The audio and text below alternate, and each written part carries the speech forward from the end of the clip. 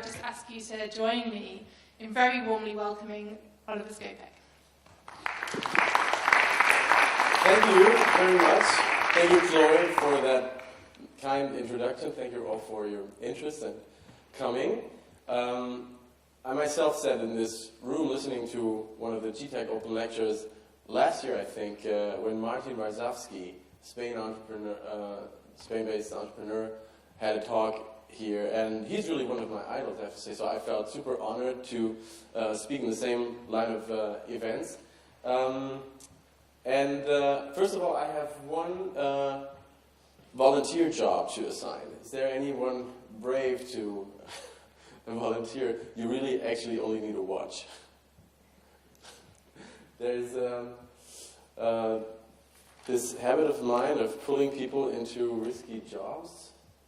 If there's no volunteer. Okay, see, we're all sat here. If you would just really yell at me if I take more time than this on what I plan to do, it's up on here. Okay, first of all, I'd also not only like to introduce myself in a second, but get to know you a bit better. I see some Africa in the house. Who all has got relations to Africa already? Just put your hands up. That is impressive. Thank you. Who is already running a business or would consider himself an entrepreneur? And who of those who didn't raise their hand plan to found a company? Or okay, great. So this is well mixed. Let me start by just dropping a couple of facts on my person so you can get the context of what I'll be telling. I was born and raised in South Germany, Baden-Württemberg, by a family that's partly from Czech Republic. That I was made in '85, and then 10 years ago moved to Berlin and ended up where that yellow pin is, pretty much outside of Berlin, where I live with my wife and a little kid, and another one coming along for 2.5 years now. And I pretty much commute between Tanzania and Brandenburg to do what you don't see on here because it's so important it will cover all of the other slides, Tupo Moja. And I've had a couple of interesting experiences in this entrepreneurial digital tech scene, which was mainly driven by SchülerVZ. I won't talk much about that because some of you might have come across this. Was basically a German Facebook kind of company. Then there was Rent and Roll, which is Airbnb for cars, basically, that failed collaterally because no one wants to give away his own car. And at least not in Germany. This is going quite well in France, UK, and the USA. You can see that I'm a passionate musician. I've co-founded a company in Switzerland in the e-commerce sector, which hopefully taught me some basic lessons before doing this Tupo Moja venture.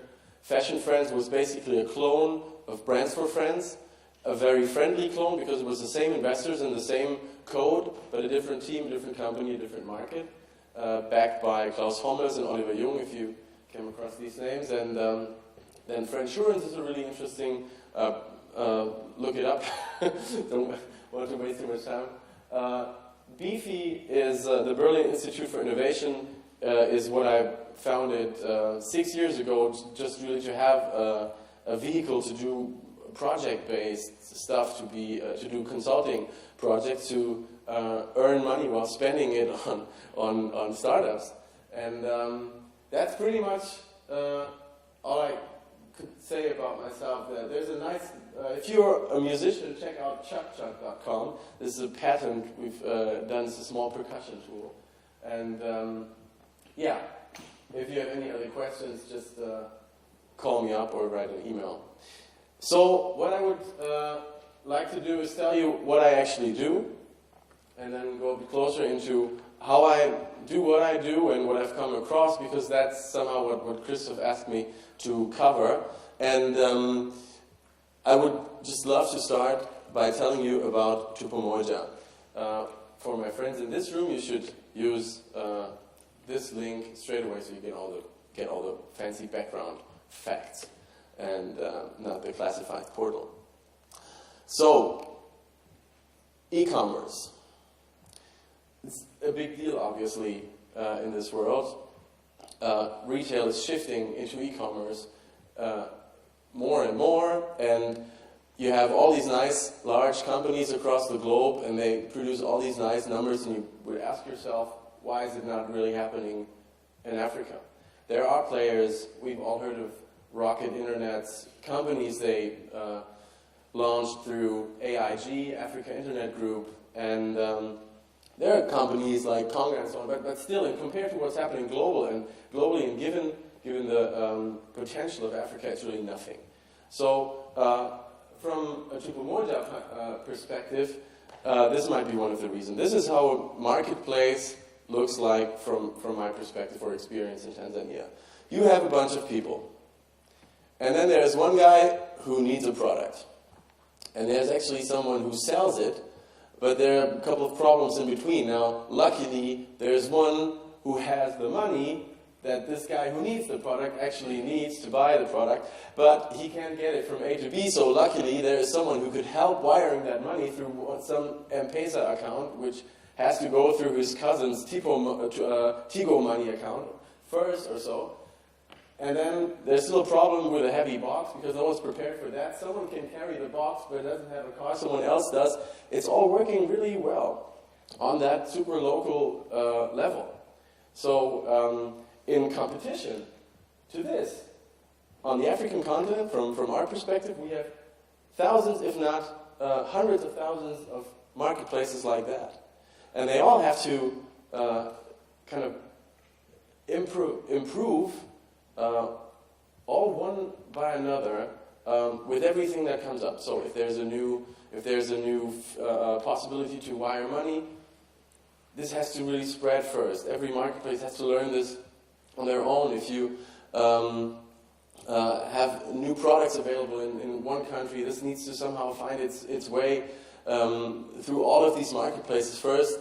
It's really a hassle, and this is why we felt like there's a huge potential right now. My co-founder, who has grown up in Tanzania and then went to University UK, did some real estate business in Germany, moved back with all his kids and family to Tanzania a few years ago, basically made that decision to go back because all of a sudden, obviously he was traveling back and forth all his life. He found out that now it's really easier to have data connection than to have electricity. So he thought this might be the perfect timing to start a digital business. And now we think we can actually build something if you do it in the right way. I'll get to that in a second. Or actually, I think I'll switch order. I think now is the time where you can actually build a business and a platform in Africa that has a chance to go against all odds, to go against the global players. Why is that? If you look at these companies on this outer circle, they all move into the African market, obviously, and they have forever. I mean, Barclays just pulled out of Africa last year, but still, they try to adapt whatever their business is to Africa for a long time already. And that's exactly the problem. They try to adapt the business they already have, right? They already have a DNA, they have a business model, they have certain rules and regulations and structures, and it's really tough for them to get to the core of an untapped geography. Then there's a second layer. We have VCs coming into the country. The blue arrow, they get a bit deeper because they can invest directly in independent startups, which there are not so super many. There are also not super many VCs who dare to invest a lot if you compare this globally. But they get a bit closer. Still, they're VCs. They have their checklists on what they need to find in a venture to be allowed to invest. So there's really only, let's say, 10 to 20%, this is really a rough guess, of the population is only being touched by these economic activities. And if you imagine if you'd sort of use this situation, use everything you can learn from that setting, in terms of who does what, with whom, why, what's the motivation, what's the path, what's the process, where's the fee, who makes money, who doesn't. If you try to learn from that and build something that we call a homegrown African model, something that rises from the habits and necessities of the majority of the people right now, then I think if you combine this with global tech skills and venture building experience, you can build something significant. And that's our philosophy. That's what we try to do. And what is it that we try to do? There's basically 3 areas of business we got ourselves into. It started really only with media. I mentioned that Tupamoja started out as a classifieds platform, an SMS-based platform. So imagine you sending a text message to the Tupamoja database that you need a refrigerator. Someone else, a month ago, sent a text message to the Tupamoja database that he has a refrigerator he wants to sell. Now, some of our support staff would match you actively, send the both of you a message, hey, there is someone who matches your interest. Here's the, depending on your request, would you allow to give away your contact data directly, blah, blah, blah, blah. Up until the point where you would actually talk to each other, given the phone connectivity, the fact that everyone has multiple numbers, the fact that there are just downtimes, and the fact that there's a delay between offer and demand, that's a really one problem already. Connecting the two actors, offer and demand. Even if you'd be able to have a proper phone conversation over this refrigerator would have to somehow get from your home to your home. And also you somehow have to pay each other, and this you can't do anything else but manage this on a very pragmatic, personal level. So you drive there, pick up the... What if you don't have a car? What if you don't have a car large enough to carry the refrigerator? And so on. Then, obviously, where do you drive? You get some sort of directions. There's no address. So she will tell you, just go down the street by the beach, take the third large house that you see. Oh, what is a large house? And then there's a tree. That's the directions. That's your address.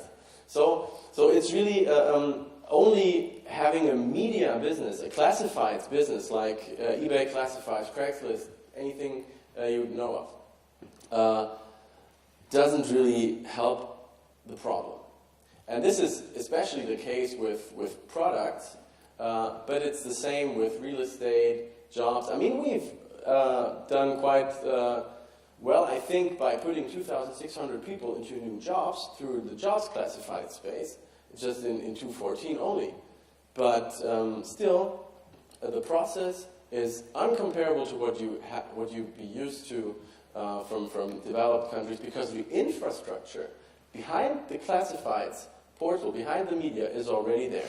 Phone numbers, addresses, processes, responsibilities, all of these things. So we figured we have to build this infrastructure ourselves. And this, and also we have to focus on the category that actually makes money, because it's very hard to make money from job classifieds or love and friends. And it might be possible in Western areas, but there's just no such experience in at least East Africa, the way we see it. So we saw that small shops started to use our classifieds portal to sell their products. They would list every single item they have as a single classifieds listing and pay for every listing. We went like, cool. Yeah, and we earned about $3 per listing. And so they were obviously willing to spend money to advertise the products they sell. And we said let's do this more efficiently. Let's give them proper sites inside the portal. Let's also give them larger advertisements in our magazine. We publish actually a print magazine in Tanzania, which is the most read Swahili-speaking high-quality magazine in Tanzania, because there's actually really no other Swahili and English-speaking magazine the way we do it. So we have this as a channel to promote these products of our clients and so on. And then, as I said, only the media alone wouldn't really serve the case, so we had to find a way to deliver and collect the money ourselves. And what we came up with in terms of financial transactions, I won't bother you with too much software stuff, but what we kind of do is we connect to various payment providers, mobile money kind of providers, even international, some involve even bitcoins, and then it usually takes money to get it from A to B and from B to C, and that time in between is valuable for the transaction. So we use our own money in advance, so we pay the shop who sells the product before we actually have the money from the buyer. And that accelerates the payment and also allows us to use whatever way there is to collect or deploy money in terms of check or what all not, to make it easier for both the buyer and the seller. And in terms of logistics, you could think of us as a crowd sourcing job portal. We have a list of agents. Some have a motorbike, some have quick feet, some are a bus driver, and they are willing to deliver stuff from A to B if we call them and pay them for it. We have further 200 overland buses that travel, especially from Dar es Salaam in Tanzania, across all of the country, who then deliver these packages or whatever it is from the central bus station Dar es Salaam to a bus stop on a certain line. And then at this bus stop, the product will be picked up by the original buyer because there's no address. But the cool thing, in the end, if you put this all together, we're operating an e-commerce system that doesn't really need, for the users, for both the buyer and the seller, doesn't really need what e-commerce usually needs. The buyer could actually walk up to a bus station where there's an agent of ours, ask him for, let's say, a certain spare part for his motorbike. He would look it up in our database and like, okay, yeah, I can get this for you. Then this goes through our process. There's a shop that sells this. We just send them a message or even call them up. Hey, do you still have this product? Please have it ready. We will send someone. They don't have to do really anything else but selling it over their counter.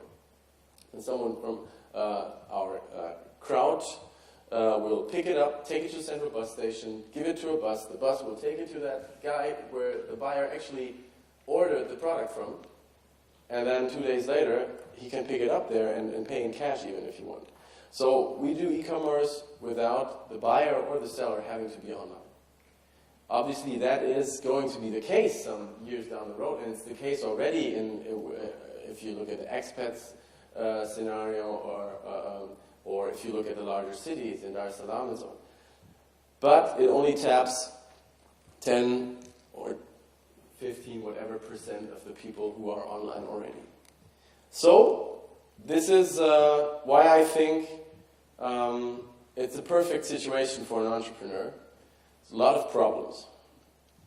And that leads me to another chapter I was supposed to talk about. So Christoph asked me to talk about my personal journey as an entrepreneur. You judge whether that is interesting or not. But let me tell you, given the experience of Tupamorja and the other companies, how I like to work, and maybe put it in perspective to why I chose a company or a business model like Tupamorja, and what might happen inside Tupamorja the way I run it. The first thing I like to work within infrastructure. I always build infrastructure around me because I'm just not getting anywhere myself, so I need a super close team, at least as good as Olivia Pope's team is, and have people right next to me that I know for a long time that know something much better than I could even do. So I'm really traveling with a team across what I've been doing. I like to reduce stress by thinking in POIs, so I would highly recommend, if you haven't done this, to limit your lunch locations to 2 or 3 per city, because then you know already where the power plug is and how the Wi-Fi works and how quickly you can order and get away. And this is just an everyday hassle that it might sound very stupid, but that's just what I've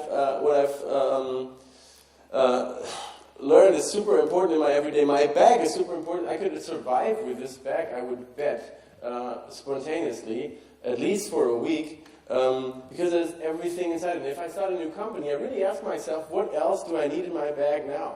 Because you want to be prepared for the unthought of as an entrepreneur. And my address book, I spend time.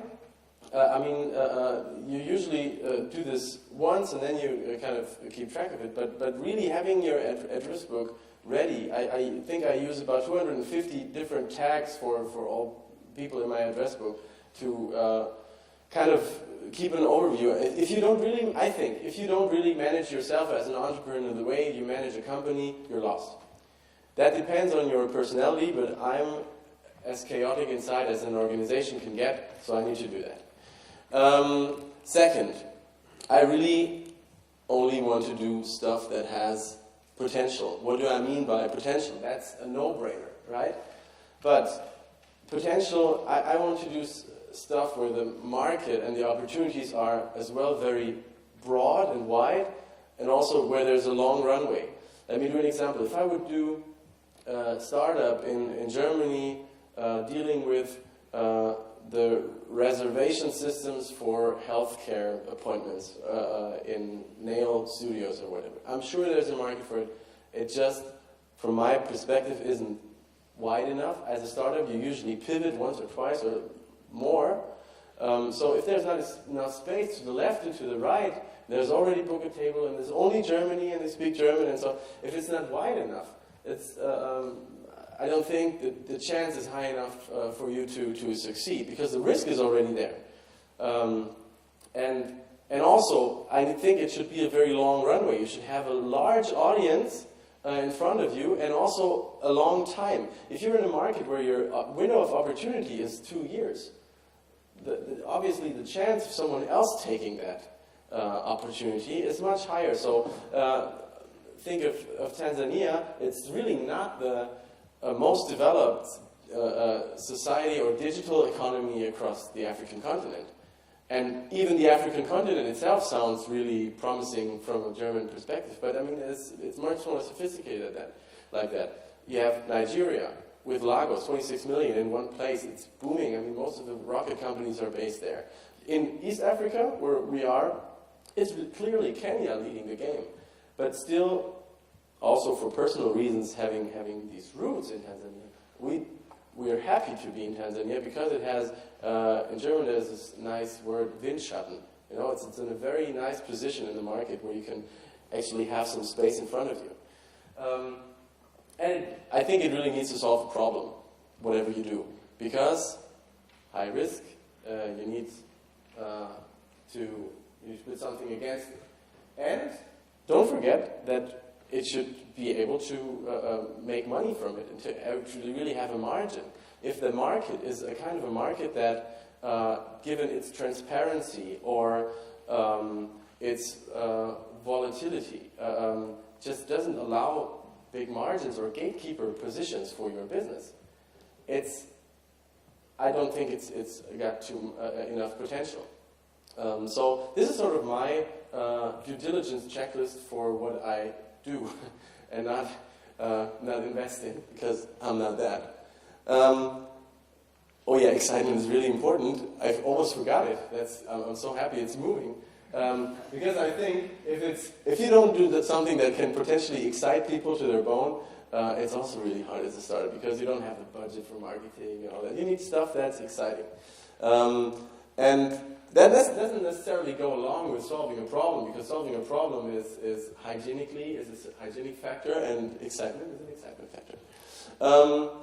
Impact. I'm looking for stuff that has large impact. How does impact differ from potential? I just like to reach a lot of people. I like to do something that is qualitatively very important to every person that is being reached. It makes a big difference for them. That can go along with solving a problem, but not necessarily is there always a problem already in their mind. So, social, I think if you decide to start a business in a world that we live in that is in game betting, you should really think of how to structure this to make it accountable to this world. But I think that if we use our entrepreneurial potential that's in this room and in this world, and we keep just in mind what all we can do for the better by creating businesses, even if it's really creating jobs and thereby education and all of that. That's really important to me. And also, I think if you don't have a technological impact, if it doesn't make a technological difference, it's just not likely enough to stay around. And to me personally, it's not sexy. There's, by the way, this is a picture of a company called Mobisol. You should maybe all heard of. If not, check them out. And then this stuff should be, whatever you do should be fun, because especially in this case with Tupomoja, this is probably going to keep me busy for the next 5 to 10 years. And the things I did before haven't, because it was in Germany. The cycles were quicker. The topics were more overseeable. Yes. So with the stuff I mentioned earlier, I switched topics every 2.5 years. This is going to take much longer, and therefore, even more than, it has to be fun. And for me, it is fun if there's a team that I love, to go to work with and that I engage with. It's fun if I like the role I have. There's a note from my desk at home, the CEO battlefield, where I kind of, this makes me nervous and calms me down at the same time. Every time I look at it, it kind of has all topics on it that I have to kind of keep in mind every day. And that is a role that I really love. So then it's fun for me. If this wouldn't be compatible with my family life, especially since you could tell it's a young family, barely a child myself, if you don't have fun at home, or if your family doesn't have fun at home, you won't for long. So this is really, I mean, you could listen to success stories of entrepreneurs working 16 hours a day and focusing on anything else, but we'll get to that later. But to me, it doesn't work. And also, I have to like the surrounding, and I mean that in a social and also in a physical way. Tanzania is a beautiful country. The people I get to meet through this job are pretty exciting, and it's really fun. So, what have I learned as someone who came new on the African continent from the time being with Tupomoja? Just, I think, 6 takeaways. Some of them might sound no-brainish, but I think it's important to keep this in mind. If you want to win followers for a risky endeavor, employees, partners, co-founders, what not, for your startup company, especially on grounds like Africa, you need to create safety. There's no such thing as, hey, you should all be as excited as me, the founder. Let's all crash our financials. Let's all believe in the next big thing. You can do that as a founder. You should as a team. But if you want to win followers to join your journey, you need to create safety for them. Get them a flat.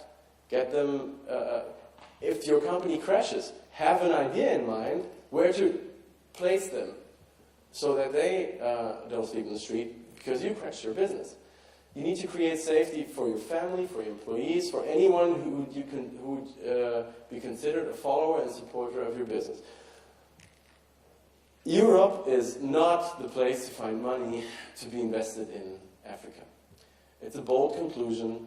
I'd be happy to discuss, but I think, especially in Germany, we are just too well set with the stuff we know.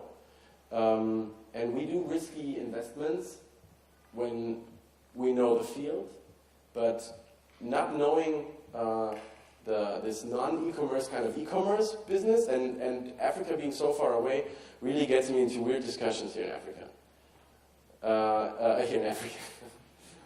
Here in Germany. So I found it much easier to talk to investors in the Middle East, in Southeast Asia, in the USA. In the USA, it is for different reasons than, for example, in the Middle East. I would guess in the USA they have just another investment climate. They are more familiar with larger markets. Obviously, we're not limited to Tanzania.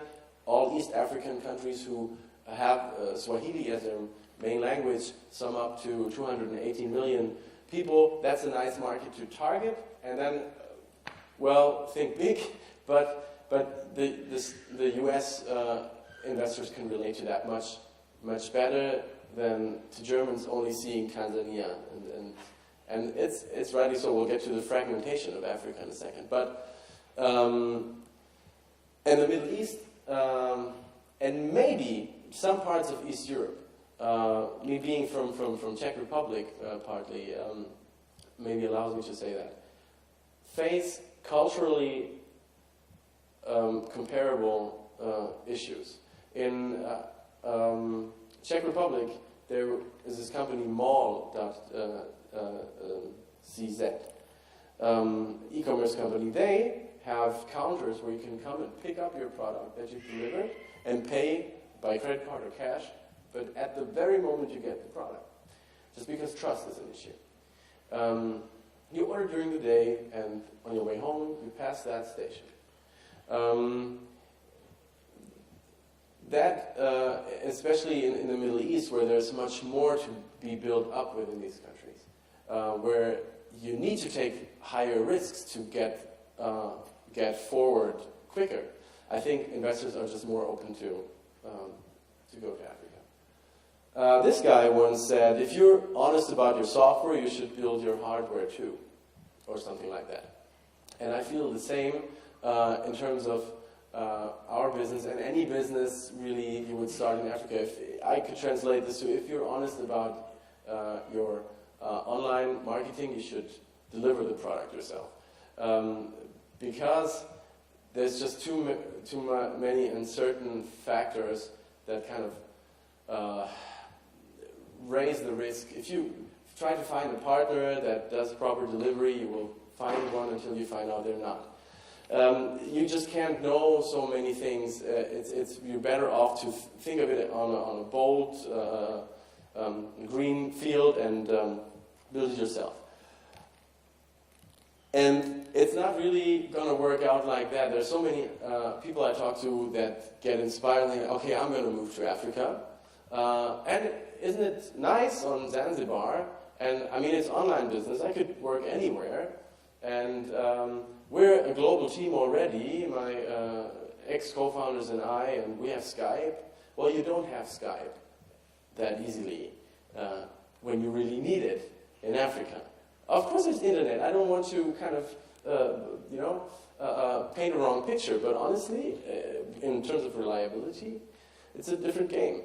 So if you don't really get yourself and your team into Africa or have Africa on your team in terms of people who've been born and raised, know the language, know their way around, you will not only not be able to work, but also not really find the trust in partnerships. If you talk to, let's say we have a deal with a publishing group, they wouldn't respect us if they would know that we have personal relationships and feelings and family bonds with that country and history, and we're honest about the success of the local economy and so on.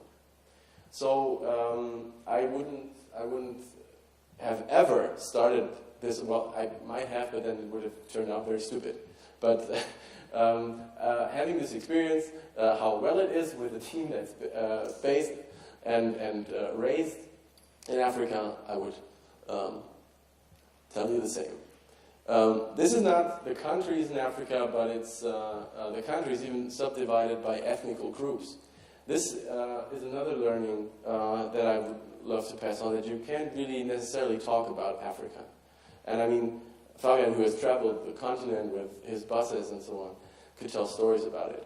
It's a highly diverse continent, enormously huge continent. And if you think about starting business or expanding into Africa, find out first whether it's more suitable in the developed South, in countries with special problems because they have oil but therefore have other unsolved problems, for more tourist-driven countries, for countries up in the north that are culturally not rather somehow related in the MENA section, or really try to differentiate within Africa. And then the last point, this is really, I mean, being and working in Tanzania is a struggle, and it's not only for someone like me coming from outside. There's so much work to do, with so much sun, there's so much stress. I don't blame anyone for not getting their stuff done in the way I would consider it to be possible from a German perspective. So that's why I'm saying this game might take 5 to 10 years. And since this is being recorded, I don't want to be too challenging, but I would really love to see how quickly Rocket coming in from externally can build substantial roots in the markets they tap into. You can solve a lot with problems. You can solve a lot with money, I wanted to say. But I think if you're a startup, as we all picture it, with limited funds, it could be a couple of million, but still limited, you have to kind of adjust to the pace and get the people to join with you. So a couple of things, maybe further away from the pure African experience that I have experienced in my chapters as an entrepreneur that I wouldn't like to repeat. I would not again waste time on trying to compensate my weaknesses and therefore not be able to build upon the strengths I think I have. It's always interesting for me to speak in a university because I went to 2 universities, but I'm really not that much of a university kind of guy. And I think I always wanted to be because I wasn't, and I wouldn't do that again because you waste a lot of time.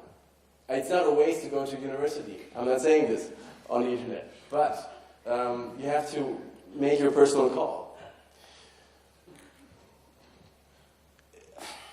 I wasn't born an entrepreneur or a businessman. I wanted to do things. I wanted to bring ideas to life.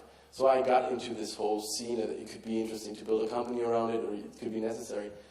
So I kind of felt like a naive student trying to get stuff out there and done into this business world. And I had to learn a couple of lessons. And one is that if you're doing business, it's opposing counsel. And you should always be in line and brutally honest with your partners inside your boat. But don't be the nice guy on the battlefield, because you can always be kind and rewarding and nice once you've won. But I think as much as I'm a fan of being a nice person, in business it's really important to claim your stake and then decide what to do. So I would never point my negotiating partner to a mistake I see them making just because I think it's nice. No-brainer, actually. Why did I have to learn this the hard way? So another thing, having started companies from scratch and also inside corporations and with investors or without, I wouldn't start anything else anymore without at least some external money. Not so much because of the money, but because of the proof. You fight different discussions in the beginning when you try to convince someone to invest, even if it's little money. You're less likely to get stuck with your idea in your little room. And also, you're less likely to be sucked into a player's attitude in terms of gambling with your future. I believe in this, that's enough. No. There's going to be a lot of other people who are going to have to believe in what you're doing for it to work. So I think taking money in the beginning is not, investors will eventually tell you else, well, we put our money, why aren't you taking this risk yourself? And hey, you're the entrepreneur, they're the investor. That's their job, your job is to work. Yeah, keep your money where it is. I do sound smart ass, I didn't want to. But I feel very strong about this. The other thing is, a business relationship, I feel, on an individual one-to-one relation is always a bit like a personal relationship. A business talk could maybe receive the same respect as we would treat a date with. Because, especially in the entrepreneurial context, there's so many emotions going on with your partner, whoever you're talking to, that I got very careful about underestimating the surrounding of the conversation and the context of important discussions. Yes, there's rules I try to live by in terms of bad news first. Quick communications, don't lose time. That's all good. But if you underestimate the complexity of ideas and emotions and topics behind what's happening between you and your partner on his side, you might cause a big scene. So don't underestimate taking time and preparing conversations like that. At least I wouldn't want to repeat not to. And then also another thing I would try to not do anymore is depend my decisions on a very person. I can only be successful if this will be my co-founder. I won't start before this person joins as an employee. This investor is the only one who can actually give us access to. No. You have a profile for these positions, be it a co-founder, your sidekick employee, your investor, your mentor, and there are billions of people out there, right? It's just tough to find them. Not if you use 250 tags in your address book. But really, this leads, there's this thing in HR where decisions on placements are being made quickly because then there's a solution and then it ends up being the wrong person if you're not patient enough. It's exactly the same thing. So if you come from a corporate context and talk to your HR people, it's pretty much the same thing. And then, as a last closing chapter, and also to maybe open up for some discussions afterwards, even maybe outside the room, I'd like to be open and honest about some things that circle around my head these times, and that I don't have really perfect answers for. So maybe you have, and then I'd be really excited to hear it. One thing I really ask myself is, and it's an individual question, but what is really best for me in terms of networking? Would it be a large and thereby necessarily weaker network? Or would it be a rather small and very intensely managed network of close people that share experiences with my work too, and so on? So I try to manage this I do events, I do mails in groups, I try to kind of be more or less strategic with my social media life and so on. And I'm sure many of you think about this. Do I start building groups within Facebook or friend lists or not? Should my friends from school see what I want to post because of my colleagues and all of that? And I don't have the perfect answer. Where on that? Let's break it down to that very simple scale between large and weak and small and strong. What can be really perfectly managed? I feel like I'm thrifting from one year to another, more this, more that. And obviously entering a new market or business like it with Supermoja brings you a lot of new context. You have to kind of repack your bag, rename your tags, and adjust. And that could keep you from other stuff. So networking is really a thing that keeps me thinking. This other thing that I'm thinking about is if everybody is now to disrupt industries. Who was at the conference? Anyone? Cool. This is Teche and Travis from Uber. Teche from Daimler. And if everybody is disrupting the big industries, is there a gap for the more incremental solutions next door? Is there a space for an entrepreneur that creates some runway and some space to pivot? Or, in a different perspective, a friend of mine I was on the phone with did an exit today. He works at a VC of one of those Groupon clone companies that were up and running for the last years. And he said, well, he thinks that now that this is off the radar, and with the experiences made from that, and nobody really thinks about it anymore, there's huge potential in that market to build something more solid. This was disrupting in the first place, but what comes after?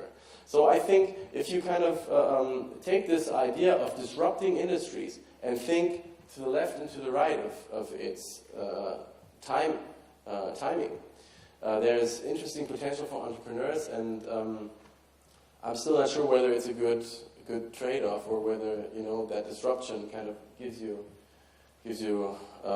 the relevance because it's the trend. You decide for the industries you're interested in.